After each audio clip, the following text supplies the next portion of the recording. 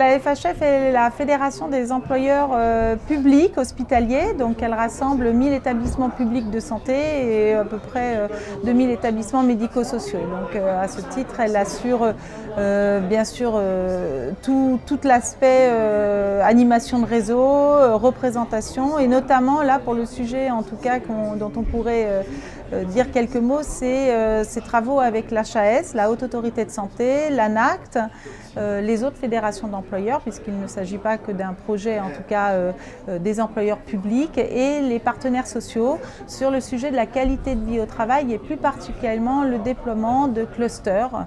Alors les clusters, qu'est-ce que c'est? Puisque souvent on a un terme un peu générique comme ceci, mais c'est une approche méthodologique pour rassembler les différents établissements sur une zone territoriale et pouvoir débattre de sujets sur le contenu même du travail. Parce que aborder la question de la qualité de vie au travail, c'est pouvoir ensemble porter des réflexions sur le contenu du travail, sur les équilibres entre vie personnelle, vie professionnelle, sur l'épanouissement de chacun, le bien-être au travail, sur le climat social aussi. Donc c'est investir en tout cas ce sujet, non pas parce qu'il n'est seulement qu'une tendance ou quelque chose qui est dans la logique de toutes les démarches conditions de travail qu'il y a eu depuis quelques années pour l'ensemble des employeurs, parce qu'il est aussi un sujet inscrit au compte qualité des établissements de santé, mais parce que c'est un vrai enjeu de performance et pour la FHF, c'est ce point-là en tout cas qui fait toute la mobilisation, c'est que la performance des établissements qui doit permettre cette qualité de prise en charge, qualité des soins et de prise en charge, c'est investir notamment sur les agents eux-mêmes en fait, et les agents eux-mêmes qui portent le contenu du travail eux-mêmes.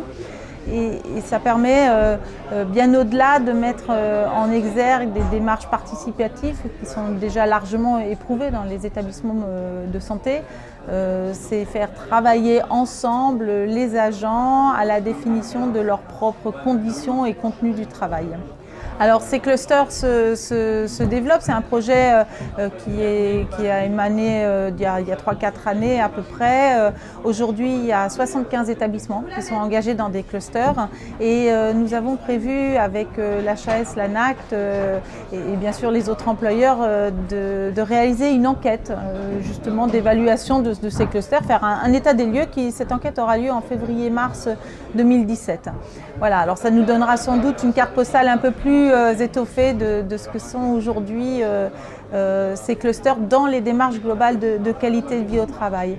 Mais bien au-delà, je crois qu'en tout cas, ce qui motive la FHF et ce qui motive l'ensemble des employeurs publics hospitaliers sur le sujet de la QVT, c'est l'impact évident sur la question de la fidélisation.